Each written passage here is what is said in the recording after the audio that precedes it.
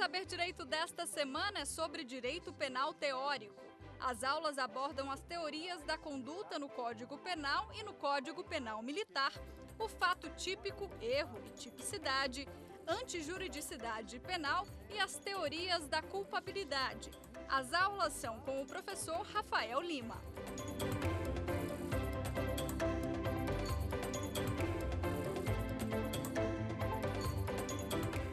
Olá, eu sou o professor Rafael Lima e esta é a quarta de 5 aulas sobre direito penal teórico, com ênfase na teoria geral do crime.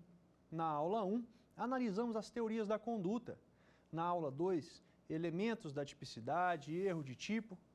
Avançando na aula 3, para a antijuridicidade, causas de justificação, teoria da tipicidade conglobante. Analisamos também aqui neste curso a imputação objetiva. Nesta aula, vamos analisar as teorias que permeiam a culpabilidade, bem como este elemento enquanto substrato do crime. Culpabilidade é o juízo de reprovação social que se faz sobre o comportamento típico e antijurídico do agente. O juízo de censura. A escola clássica do delito traz como principal fundamento da culpabilidade o livre-arbítrio, percebendo que o homem tem capacidade moral de determinar seu comportamento conforme a norma. A escola positiva do delito, no entanto, fundamenta a culpabilidade com base no determinismo, percebendo que fatores externos podem repercutir na formação de autodeterminação e caráter da pessoa. Por isso, a culpabilidade decorre não do livre-arbítrio, mas da capacidade de autodeterminação que a pessoa constrói ao longo da vida. A doutrina moderna, no entanto, une os dois elementos e considera, sim, o livre-arbítrio e a capacidade moral de escolher o que fazer e o que não fazer, mas não deixa de lado análises sociais e a percepção de que fatores externos à pessoa vão sim definir sua capacidade de autodeterminação ao longo da vida. E é o que deve prevalecer. A culpabilidade nem sempre fez parte da estrutura do conceito de crime. Na aula 1, analisamos as teorias da conduta causal ou clássica, causal valorativa ou neocantista. As duas teorias se baseavam no mesmo raciocínio, de que a ação humana possui dois elementos. Um elemento interno, que estaria justamente na culpabilidade, representado pelo dolo ou pela culpa. E o elemento externo, que é o movimento corporal voluntário, sem finalidade, sem querer interno. A voluntariedade ali era analisada somente o suficiente para fazer do comportamento um ato próprio do agente. Foi com o finalismo de Hans Welsel que o aspecto subjetivo do crime saiu da estrutura da culpabilidade e voltou para o fato típico. Nesse instante, a culpabilidade passa a ser composta apenas por elementos normativos. Foi o finalismo que teve o mérito de trazer o aspecto subjetivo do crime para o fato típico. Isso fez nascer no direito brasileiro o conceito bipartite de crime. Até então, analisamos o conceito analítico tripartite de crime, que considera o crime composto por fato típico, antijurídico e com culpabilidade. As teorias causais, tanto a clássica como a neoclássica, não suportariam essa classificação sob pena de responsabilidade penal objetiva, inadmitida pelo direito desde os princípios, desde os tempos comezinhos de percepção de sociedade. Portanto, com o finalismo, já que o aspecto subjetivo está no primeiro substrato de crime, veriam os autores, portanto, uma oportunidade para desmembrar do conceito de crime a culpabilidade, que passa a ser pressuposto para a aplicação da pena a um comportamento típico e antijurídico. O raciocínio dos adeptos desta teoria é semelhante ao que vimos na aula 3 em relação à discussão sobre a natureza jurídica da discriminante imputativa que recai sobre circunstâncias fáticas. Expressões utilizadas pelo legislador. Entende a corrente bipartite que, ao utilizar a expressão isenção de pena, o legislador reconhece a existência de um fato típico e antijurídico, mas afasta a possibilidade de se analisar a culpabilidade. Então, teria o legislador brasileiro diferenciado essas hipóteses. É importante perceber que doutrina internacional nenhuma adota esse conceito, tampouco a doutrina majoritária brasileira. O conceito que prevalece é realmente o conceito tripartite de crime, a partir do qual o crime é composto por fato típico, antijuridicidade e culpabilidade, sendo analisados cada um de seus substratos. A tipicidade e a antijuridicidade representam injusto penal. É o que se comunica na participação de agentes. Perceba que no concurso de pessoas, em que mais de uma pessoa pratica o mesmo crime, a tipicidade e a antijuridicidade é a mesma, porque ela se relaciona ao fato. É o juízo de reprovação do fato, do acontecimento determinado no tempo e no espaço. É diferente quando se analisa a culpabilidade, que é de cada um, é individual. A culpabilidade, portanto, é um juízo de reprovação que se faz sobre o autor do comportamento criminoso. Isso fez surgir os conceitos de culpabilidade do fato e culpabilidade do autor. Mas não podemos confundir com o conceito de direito penal do autor. Assim como o direito penal do autor não permite criar crimes pela condição, pelo que a pessoa é, senão e somente pelo o que a pessoa fez por seu comportamento, a culpabilidade do fato e a culpabilidade do agente também não permitem analisar a periculosidade desse sujeito somente por seu aspecto. A culpabilidade é sim um juízo que se faz em relação ao autor do fato e não ao fato em si, mas não é qualquer agente, é o agente que praticou um comportamento típico e antijurídico. Uma diferença muito interessante, fiquem atentos a isto. E não quer dizer que os aspectos subjetivos não vão ser levados em consideração. O juiz, ao fazer a análise da pena concreta a ser fixada em condenação a um crime, por mandamento do artigo 59 do Código Repressor, deve considerar aspectos de culpabilidade. E aí nós temos justamente uma análise quanto aos elementos subjetivos daquela pessoa. Seu grau de instrução, sua idade, o sexo, o meio onde vive, de onde veio. É importante também percebermos dois conceitos: culpabilidade formal e culpabilidade material. O legislador, ao tipificar normas penais, traz a culpabilidade abstrata, a culpabilidade formal, que é representada pelo preceito secundário do tipo penal, a sanção penal, a pena, com limites mínimo e máximo. É diferente a culpabilidade material, em que o juiz, na análise do caso concreto e após avançar no sistema trifásico de Nelson Hungria, chega à pena concreta. Temos aí a culpabilidade material e que leva em conta aspectos relacionados ao autor. Feita essa introdução, vamos analisar as teorias que tentam explicar a culpabilidade. E essas teorias estão umbilicalmente relacionadas às teorias da conduta analisadas na aula 1. Se você não acompanhou a primeira aula, eu convido a voltar o quanto possa para ficar atento e conseguir acompanhar a partir de agora o que vamos discorrer.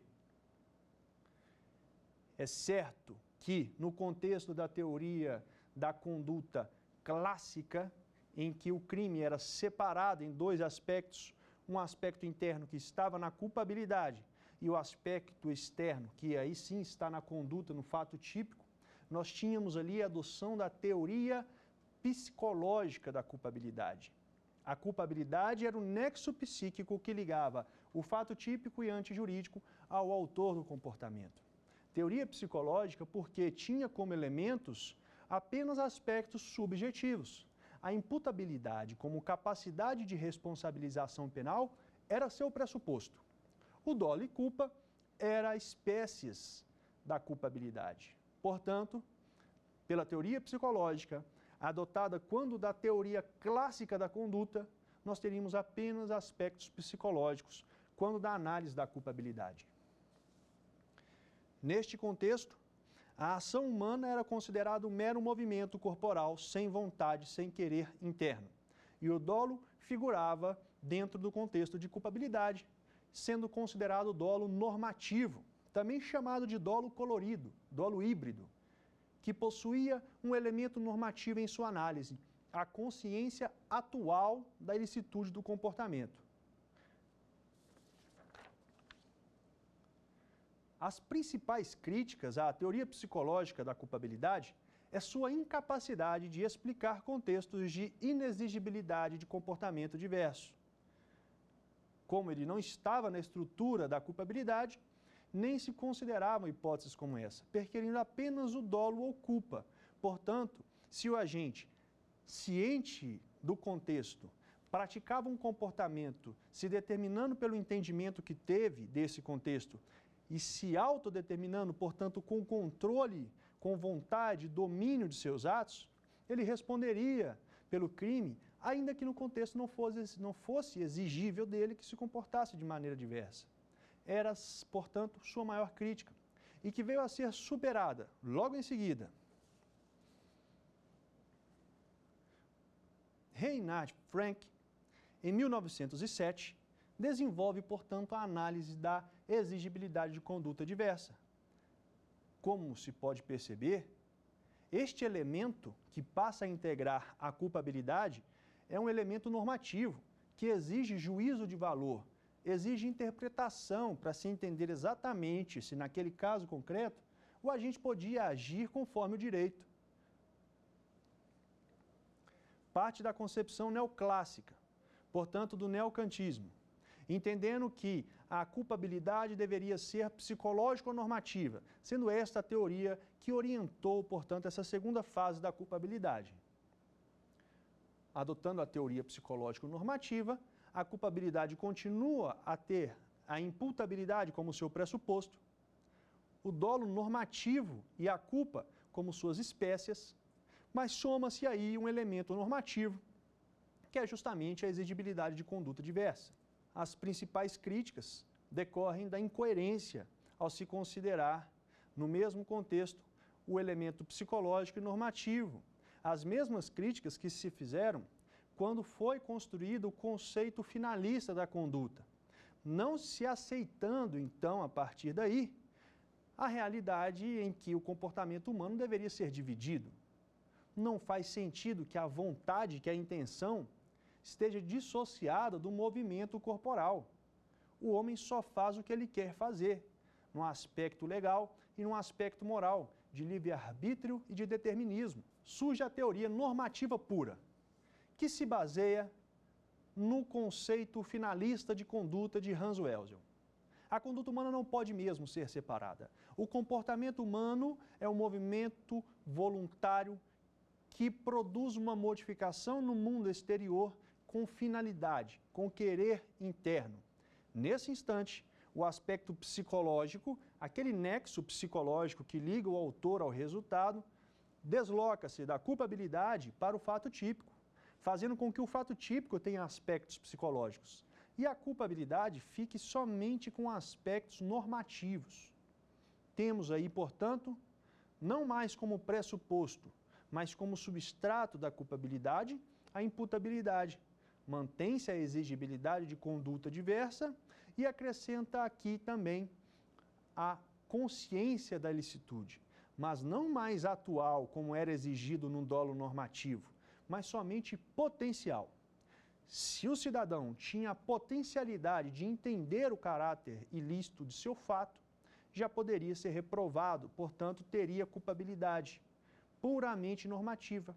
E aí surge a teoria normativa pura da culpabilidade, que considera somente elementos normativos: imputabilidade, exigibilidade de conduta diversa e potencial consciência da ilicitude.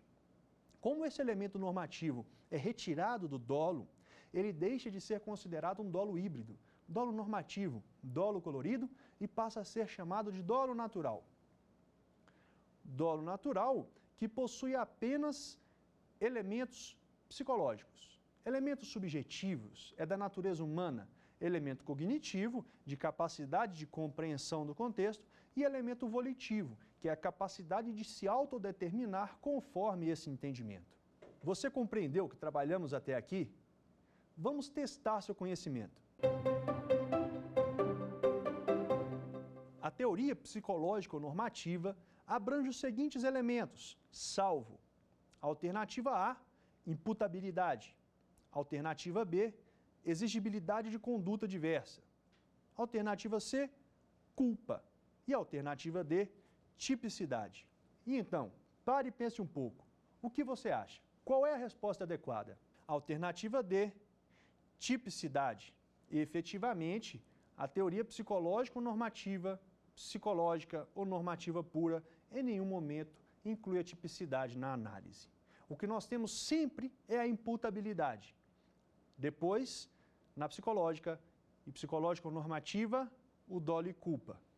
Em sequência, na normativa pura, retirando o dolo e culpa, temos elementos puramente normativos: exigibilidade de conduta diversa, potencial consciência da ilicitude. Há quem trate a teoria normativa pura como sinônimo da teoria extremada da culpabilidade. Mas, por todas as razões que vimos ao longo deste curso, é mais adequado, ao que nos parece, considerá-las vertente da teoria normativa pura ao lado da teoria limitada da culpabilidade. Nesse sentido, rememoremos aqui conceitos de erro de proibição indireto e erro de tipo permissivo, sendo que pela teoria extremada da culpabilidade, a discriminante putativa que recai sobre limites ou existências de causa de justificação estão no âmbito da culpabilidade, por exigência da teoria extremada da culpabilidade. Já em relação à discriminante putativa que recai sobre situação fática, a teoria adequada é a teoria limitada da culpabilidade, que faz com que o resultado seja a consideração de um erro de tipo permissivo. Sem esquecer da teoria sui generis, aquela extremada da culpabilidade com temperamentos, que vê ali uma figura híbrida. Pode ser tanto o erro de proibição indireto ou um erro de tipo permissivo, conforme a evitabilidade ou não daquele comportamento, ou seja, a capacidade ou não que a pessoa tinha de perceber no exato momento da prática criminosa que o comportamento não era adequado. Assim como as teorias da conduta, as teorias da culpabilidade também comportam análises modernas e contemporâneas que visam complementar sua última forma. O funcionalismo visa complementar a teoria finalista, que nunca mais sai da base essencial de conduta. E os pensamentos funcionalistas também abarcam as teorias da culpabilidade, nunca mais saindo da teoria normativa pura. O funcionalismo de Klaus Roxin, aquele teleológico moderado, trouxe uma grande repercussão na análise da culpabilidade. O autor modifica o nome, retira a culpabilidade do elemento de crime, a considerando como pressuposto de aplicação de pena, com o limite, com a função de limite da aplicação dessa pena. E, no lugar, traz a noção de necessidade. Para Klaus Roxin, portanto, a culpabilidade cede espaço para a noção de responsabilidade e acrescenta aos elementos normativos imputabilidade, exigibilidade de conduta diversa, potencial consciência da ilicitude, a necessidade de pena. O funcionalismo moderado de Roxin entende o direito penal com a missão, a função de proteger bens jurídicos. Nesse sentido, se o fato típico e antijurídico imputável com exigibilidade de conduta diversa e o agente tendo a potencial consciência da ilicitude não merecia ser reprovado se não existisse necessidade real de garantir um bem jurídico. Então percebam essa necessidade de pena conforme a função que o direito penal deve exercer no sistema jurídico como um todo. Essa foi a principal linha de raciocínio de Klaus Roxin, que fez surgir, portanto, o conceito de culpabilidade funcional. Justamente, o funcionalismo busca a função do direito penal no sistema. Nesse sentido, ao retirar a culpabilidade da estrutura do crime, Roxin o considera como um limite funcional, realmente um aparato que visa limitar o poder punitivo do Estado. Diferente ao raciocínio de Günther Jacobs, que sustentou o funcionalismo sistêmico, radical, monista. Funcionalismo este que considerava sendo a missão do direito penal a reafirmação quanto à fidelidade, à obediência ao direito penal, à obediência às normas. Günther Jacobs partia do pressuposto da teoria sistêmica de Niklas Luhmann, percebendo que a nossa sociedade funciona através de um sistema de comunicação, de expectativas sociais. Nós falamos lá na aula 1 detidamente sobre esse tema e trouxemos um exemplo prático bem interessante.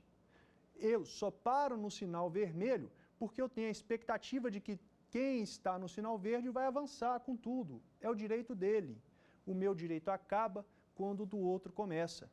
Portanto, se eu desrespeitei essa expectativa social e avancei o sinal vermelho, vindo a atingir o condutor do veículo que passava pelo sinal verde, que veio a morrer, deverei ser condenado com o objetivo, com a missão de incutir na mente a necessidade de obedecer expectativas sociais, a necessidade que tem de direito, na missão do direito, com a função do direito, de garantir tranquilidade, de garantir segurança no comportamento. Günther Jacobs, portanto, retorna à noção anterior. Não considera necessidade de pena. Se houve violação das normas jurídicas, a necessidade se presume, não deve ser pesquisada. Se o agente pratica um fato típico e antijurídico, o pressuposto, o juízo de reprovação que deve recair sobre ele é exatamente a culpabilidade, tal qual foi construída pela teoria normativa pura, com os elementos imputabilidade, potencial consciência da ilicitude e exigibilidade de conduta diversa. Não se fala em culpabilidade funcional e tampouco em necessidade de pena. Posteriormente, embora sem grande aceitação, surgiu uma dimensão social em relação à culpabilidade.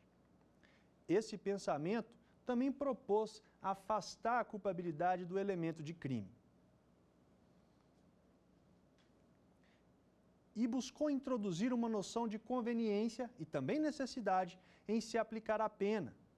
Para o autor, a noção de culpabilidade deve ceder espaço para conveniência e necessidade conforme a dimensão social, a realidade social, buscando, se num caso concreto, é razoável reprovar o comportamento daquele agente que não teve grandes oportunidades na vida. A condição socioeconômica passa a ser observada com novos olhares. Percebendo que a maior criminalização recai sobre pessoas com baixo poder social e econômico, é imperativa a necessidade de se permitir a dimensão social no aspecto da reprovação do comportamento.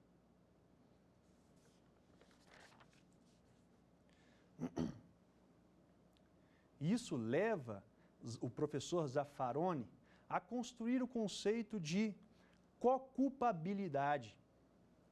A coculpabilidade parte do pressuposto de que o Estado, inadimplente em suas obrigações sociais, não conseguindo garantir as mesmas oportunidades a todos, deve assumir sua meia-culpa.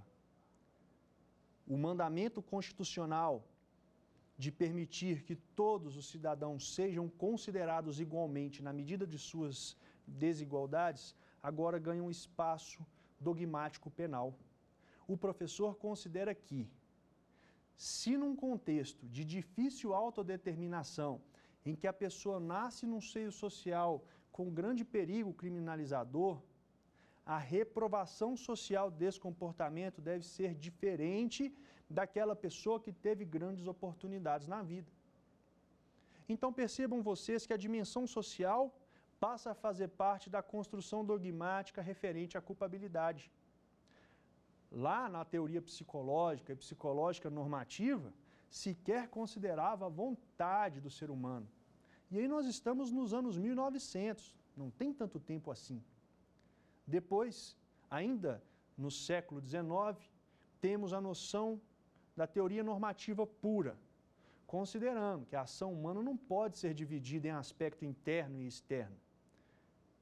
Os funcionalistas, com o pensamento da missão do direito penal no sistema, complementam a teoria normativa pura.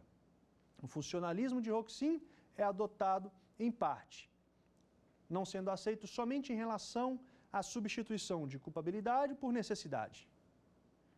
O funcionalismo de Gunther Jacobs é adotado também e visa complementar, fazendo surgir e reacender, melhor dizendo, a noção de direito penal do inimigo e, como diz Munhoz Conde, direito penal bélico, aquele que considera dois tipos de direito penal. Direito penal para cidadãos maus, que eventualmente acabam incidindo em alguma figura criminosa. E um direito penal para inimigos do Estado, para terroristas, traficantes de drogas, de armas e de pessoas. Criminalidade organizada. Essas pessoas efetivamente não podem ter os mesmos direitos que cidadãos maus, que são aqueles que episodicamente, num caso isolado, acabam incidindo. Em aulas passadas demos o exemplo da embriaguez ao volante. Não é incomum que pessoas que acabam incidindo neste crime de perigo abstrato, portanto, uma manifestação do funcionalismo sistêmico de reafirmar a norma violada, perigo abstrato porque não existe dano e nem possibilidade de dano, mas o descumprimento de uma norma, isso justificaria, portanto, o pensamento de Gunther Jacobs. Se o sujeito mau, cidadão que errou uma vez, isoladamente, tem um direito penal, com garantias constitucionais, o inimigo do Estado não deve ter esse mesmo direito. Surge o conceito de administrativização do direito penal, que é uma crítica a esse pensamento, já que contextos como o de embriaguez ao volante, quem sabe, para essa linha de raciocínio, não poderiam ser apenados pelo direito administrativo. Seria trazer para o direito penal, que se baseia na intervenção mínima e na última ratio, elementos que efetivamente poderiam ser tutelados pelo direito administrativo. Poderia o Estado, por exemplo, determinar a imediata apreensão e confisco do veículo automotor. Certamente teria um efeito pedagógico bastante contundente.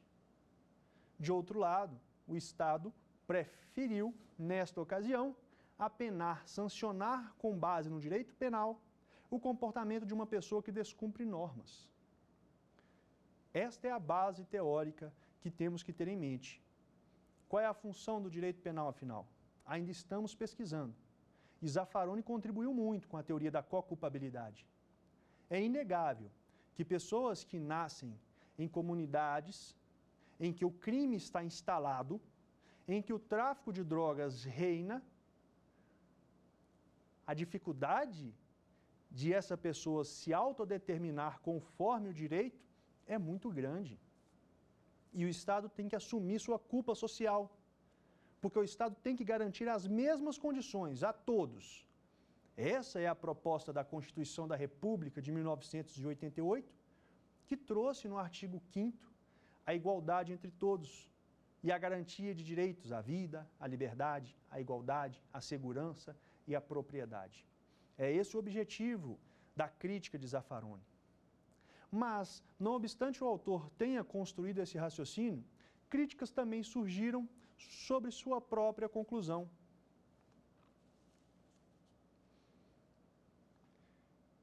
E tivemos um contexto em que percebeu-se que, na verdade, o que Zaffaroni quis dizer é que a pobreza leva à criminalidade. E isso não pode ser verdade. Não é verdade.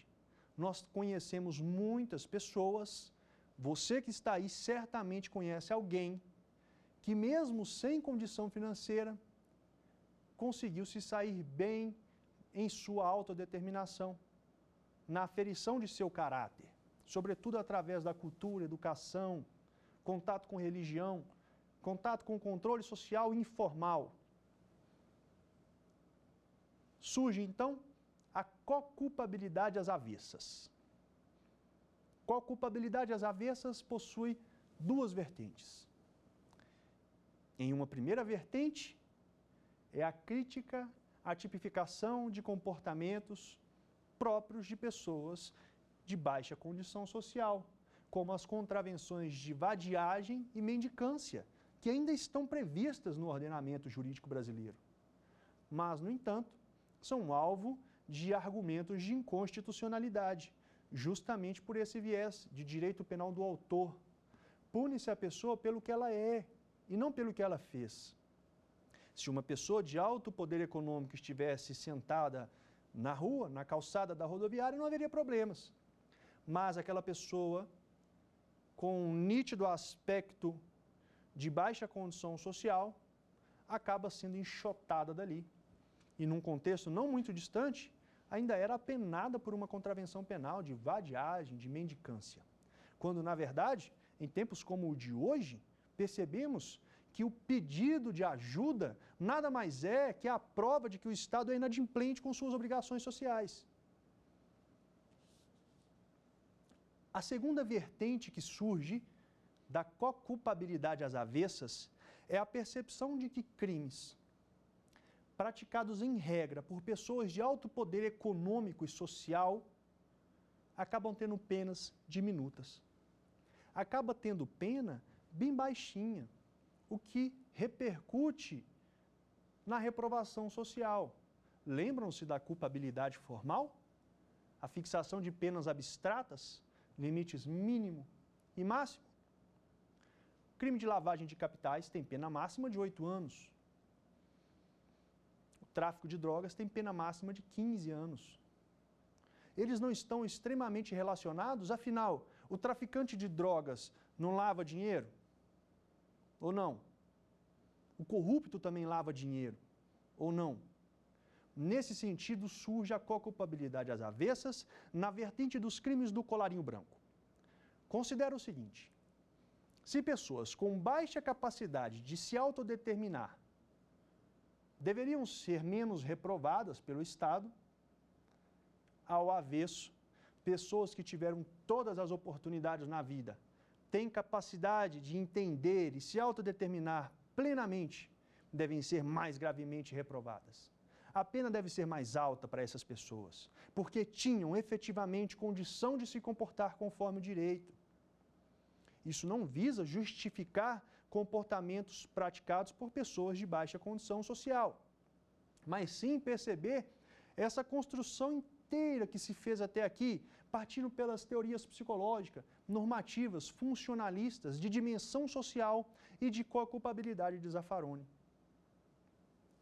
A teoria da coculpabilidade de Zaffaroni é aceita no ordenamento pátrio e é considerada como uma atenuante inominada, aquela prevista no artigo 66 do Código Penal, que permite que o juiz, ao fixar a pena concreta, considere situações anteriores ou posteriores ao crime, que não estão previstas expressamente, como justamente a falta de capacidade de criação de caráter conforme o que se espera, conforme o que se entende adequado.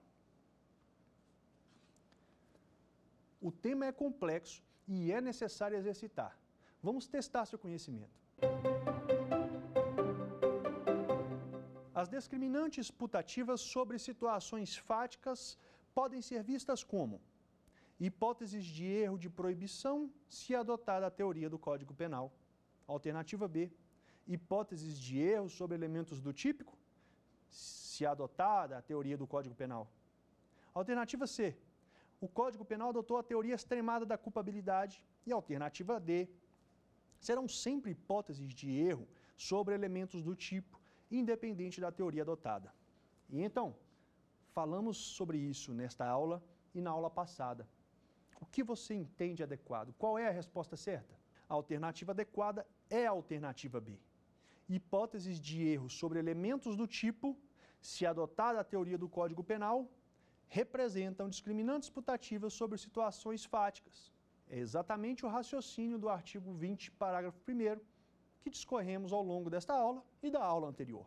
Em complemento ao que percebemos até agora pela co-culpabilidade às avessas, como crítica à co-culpabilidade de Zaffaroni, é o entendimento de que crimes praticados por pessoas com alta capacidade de autodeterminação deveria ser mais gravemente reprovado, assim como aqueles que não têm tanta capacidade merecem a atenuante nominada do artigo 66. Contudo, como o direito penal material se embasa no postulado máximo de vedação da analogia em prejuízo do réu, vedação da analogia em malam partem, o avesso proposto não é reconhecido. O benefício é aplicado, atenuante e nominada. Mas a agravante decorrente daquela segunda vertente da co-culpabilidade às avessas não é aceita porque seria efetivamente piorar a situação do réu e descumprir a legalidade, que possui como estandartes a lei ser certa, escrita, prévia e estrita. Portanto, após a fixação da lei, somente outra lei pode agravar aquela culpabilidade formal manifestada pelo preceito secundário do crime, com as penas mínima e máxima. Para quebrar o raciocínio de que a co-culpabilidade considera a pobreza o verdadeiro motivador para comportamentos criminosos, Zaffaroni evoluiu em seu pensamento e criou a teoria da co-culpabilidade pela vulnerabilidade. Efetivamente, o autor diferenciou as hipóteses. Antes, o raciocínio parecia óbvio para ele, mas ao perceber críticas doutrinárias, entendeu que não era tão óbvio assim e o pensamento deveria ser aperfeiçoado. Pela teoria da co-culpabilidade pela vulnerabilidade, o Estado, ao fazer a reprovação social do comportamento do agente na análise da culpabilidade, deveria assumir não sua meia-culpa, mas sim a condição de vulnerabilidade concretamente existente. O autor traz, então, duas percepções: o estado de vulnerabilidade e a situação de vulnerabilidade. Mas para entendermos adequadamente, é necessário voltarmos um pouco. Temos no direito e na política criminal a criminalização primária, que é efetivamente a criação do programa criminalizante, a elaboração de leis penais. E temos a criminalização secundária, que é a atribuição das agências criminalizantes, polícias, judiciário, Ministério Público. Efetivamente, não são todos os crimes que chegam ao conhecimento das autoridades, das instâncias penais, o que faz surgir a chamada cifra negra da criminalidade, que são aqueles crimes que ninguém toma conhecimento, mas que acontecem o tempo todo. Quando esses crimes estão relacionados a infrações do colarinho branco, é chamada de cifra dourada. Mas o resultado é o mesmo, o pressuposto é o mesmo. Práticas criminosas que não chegaram ao conhecimento das instâncias penais. Instâncias penais estas, por suas agências criminalizantes, que sabemos todos, não possuem estrutura adequada para enfrentar todo o contexto programático criado pela criminalização primária. E isso leva a uma inevitável seletividade de quem será submetido às instâncias penais. A seleção do criminoso é algo presente desde os estudos comezinhos das ciências penais, ainda na criminologia, em que Lombroso elaborou o conceito de criminoso nato lombrosiano. Lombroso, naquela ocasião, elaborou inclusive os traços físicos do criminoso perfeito. Deveria ter orelhas alongadas, sobrancelhas salientes, corpo rígido e forte, porque era efetivamente quem, naquela ocasião, praticava mais crimes. Hoje, o criminoso nato lombrosiano ainda existe. Mais de 1000 anos se passaram e continuamos definindo o criminoso conforme a cara da pessoa. Isso é chamado atualmente de estereótipo criminal. Você já deve ter ouvido falar de pessoas que, pelo que vestem, pelo que usam, pelo cabelo que têm, por uma tatuagem, por uma bermuda larga, um cabelo amarelo, acaba sendo considerado criminoso. É exatamente o estereótipo criminal. Nós não podemos presumir que somente o pobre, de pele negra, com roupas simples, com bermudinha tectel, é que pratica crimes. O outro viés também existe. Pessoas com educação, com aparência de seriedade, praticam crimes muitas vezes piores do que aqueles, e muitas vezes mesmo, porque isso foi percebido por Zaffaroni. Essas pessoas com baixa capacidade de autodeterminação, além de estarem em um estado de vulnerabilidade decorrente do estereótipo que possuem, da cara de criminoso que possuem, também estão em um estado de vulnerabilidade decorrente da situação social em que vivem. Temos, portanto, que essas pessoas, por não terem tanta capacidade de autodeterminação, acabam praticando condutas penais toscas, de fácil detecção. Basta perceber a complexidade da prática de crimes de lavagem de capital, de corrupção ativa e passiva, e, de outro lado, percebermos crimes como furto, em que a pessoa entra numa loja, pega o que pode e sai correndo. A percepção de crime praticado por esse agente é patente, é clara. Ele vai ser descoberto. E Zaffaroni percebeu que pelo estado de vulnerabilidade manifestado pela cara, pelo estereótipo, e essa baixa capacidade de autodeterminação manifestada pela prática infracional de crimes de fácil detecção, acabam levando ao que ele chamou de profecia que se autorrealiza. A etiquetagem social acaba fazendo com que o comportamento da pessoa que possui o estereótipo acabe correspondendo com esse estereótipo. É como se a sociedade esperasse mesmo que pessoas que possuem uma cara de criminoso pratiquem crimes. É a indesejável etiquetagem social, também de construção criminológica, levantada nos Estados Unidos e que nós temos aqui uma clara evidência de que isso existe. Basta perguntar a você: você colocaria dentro da sua casa uma empregada doméstica ou um colaborador que tivesse sido condenado e cumprido pena? Essa é a etiqueta social. É o X nas costas. Nós temos que ver o direito penal conforme a missão do direito penal, a função. Jacobs é rígido e visa apenas reafirmar a norma violada.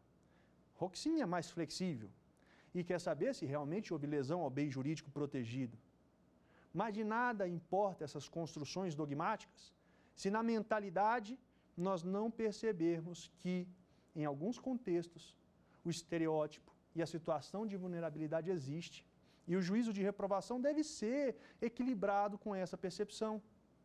Se a pessoa está num contexto criminalizante, ela deve ser reprovada de maneira mais branda.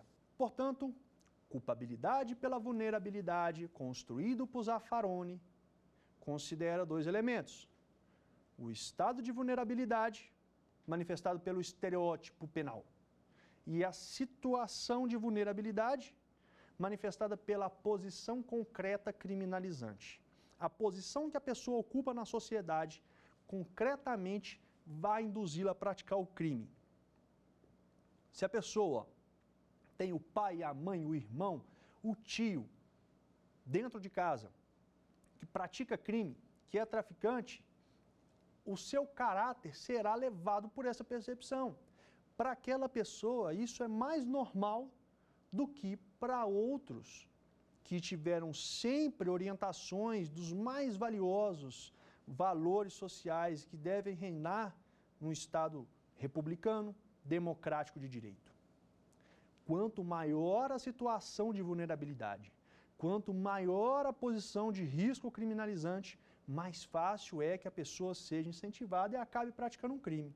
E por isso, sua reprovação social deve ser mais branda. Na culpabilidade formal, ao analisar os limites de pena, o juiz deverá levar isso em consideração. Eis aí a incidência da culpabilidade do autor. Pode vir para ajudar também. Efetivamente, o que Zaffaroni pretende é limitar o poder punitivo do Estado, que não é absoluto e não pode ser absoluto.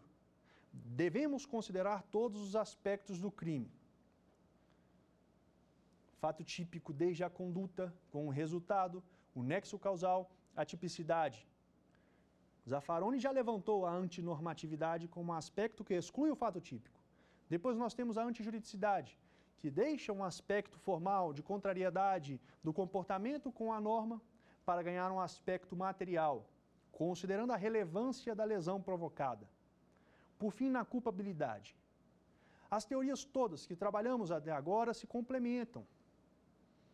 Nenhuma exclui a outra. E é nesse sentido que teremos um novo teste para você. Será que você entendeu tudo o que estamos desenvolvendo até agora? Vamos conferir. Conforme a teoria da coculpabilidade, podemos afirmar que, alternativa A, seu reconhecimento afasta a culpabilidade do réu. Alternativa B, seu reconhecimento não traz nenhum efeito para o caso concreto. Alternativa C, poderá isentar o réu de pena. Alternativa D, admite a aplicação de atenuante nominada. E então, pare e pense. Qual é a resposta certa? A alternativa D nos parece a mais adequada.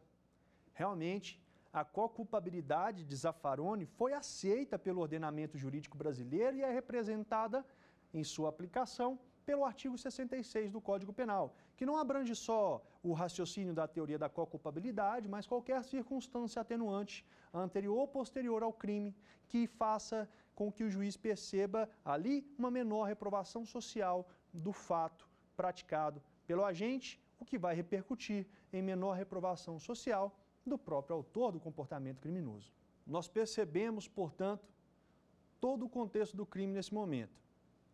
Vamos analisar ainda cada elemento da culpabilidade, a imputabilidade, o potencial conhecimento da ilicitude, a exigibilidade de conduta diversa, causas que possam excluir essa culpabilidade, já que nós vimos que a conduta, como comportamento humano voluntário, dirigido a um resultado finalisticamente determinado, exige que tenha gerado um resultado naturalístico ou normativo, diga-se um resultado naturalístico em crimes materiais, crimes de resultado, crimes que modificam o mundo real como o vemos, um homicídio, um crime de dano, e o resultado normativo aquele decorrente da exposição do bem jurídico protegido a perigo concreto.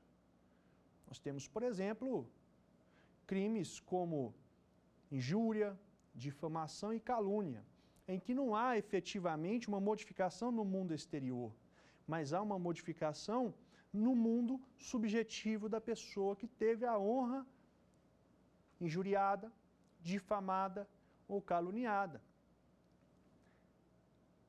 Aliás, aproveitamos a oportunidade para esclarecer a diferença rapidamente em relação a isso.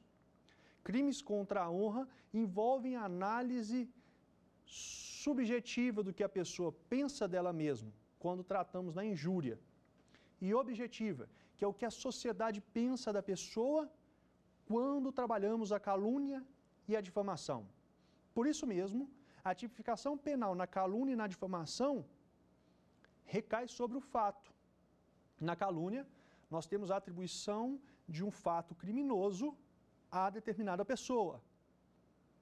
É dizer, João está furtando pneus de carro no estacionamento do STF durante seus plantões noturnos. Efetivamente, há uma delimitação de fato, que é um evento ocorrido no tempo e no espaço, e há a atribuição de um crime tipificado no Código Penal a este autor, que teve, portanto, violada sua honra objetiva. Ele não praticou crime nenhum. Diferente é a difamação, que embora indique um fato, não se refere a crime. Pode se referir a uma contravenção penal, pode se referir a algum ato imoral que leve a difamar, também afetando a honra objetiva da pessoa. O que a sociedade pensa dela. Vamos considerar que Maria atribua a Antônia atos de prostituição. Antônia é da igreja, casada. E Maria contou para todo mundo da igreja que Antônia se prostitui aos finais de semana. Prostituição não é crime. Manter casa de prostituição, sim, mas prostituição em si não é crime. Como não tem crime, o delito só poderá ser de difamação. Diferente ainda é a injúria, que aí sim nós temos a honra subjetiva, o que a pessoa pensa dela mesma. E o delito irá se consumar justamente quando a pessoa tiver consciência e conhecimento do que lhe foi atribuído. É falar que Antônia é feia, gorda, não presta para nada, fedorenta. Tanto é assim que os crimes de calúnia e de difamação admitem a exceção da verdade. Se alguém atribui a outro fato criminoso ou um fato não criminoso e comprova que aquilo é verdade, não há crime. Diferente é a injúria, já que a honra é subjetiva. Não dá para dizer que a pessoa não é feia. Isso é algo extremamente interno. Portanto, a injúria não admite exceção da verdade. Feito esse parênteses, continuamos aqui. Fato típico, conduta, resultado naturalístico ou normativo. Nexo causal, que também vimos, natural e normativo. Aliás, ali tivemos a análise da teoria da imputação objetiva, também construção e contribuição de Klaus Roxin e Gunther Jacobs. Depois chegamos à tipicidade, como último elemento de fato típico, que é formal, substituição do fato à norma, matar alguém, está no 121, não tem discussão. Material, relevância da lesão. Tipicidade material decorre da análise do caso concreto. É o que fundamenta a aplicação do princípio da insignificância. Princípio este, reconhecido pelos tribunais superiores do Brasil, que afastam a tipicidade de um comportamento formalmente típico, mas materialmente atípico. O maior exemplo é a pessoa sem nenhuma condição financeira que entra em um grande supermercado e acaba subtraindo ali 2 pães de sal para saciar sua fome. Não é razoável que o direito penal atribua, impute um resultado a esta pessoa com o crime de furto, por exemplo. É certo que temos vários requisitos rigorosos para o reconhecimento do princípio da insignificância, como a periculosidade do agente, a reprovação social do fato, a ofensividade e a lesão jurídica provocada. Mas isso é tema para outra aula. Estamos somente exemplificando cada um dos elementos para que fique conciso na sua mente, para que fique sedimentado em seu pensamento, como cada substrato do crime pode incidir na prática. Aliás, tema também interessante é a possibilidade de a autoridade de polícia judiciária reconhecer a tipicidade material em situações flagranciais, a qual também não nos ocuparemos aqui hoje, mas que é de muita relevância prática, acontece todos os dias.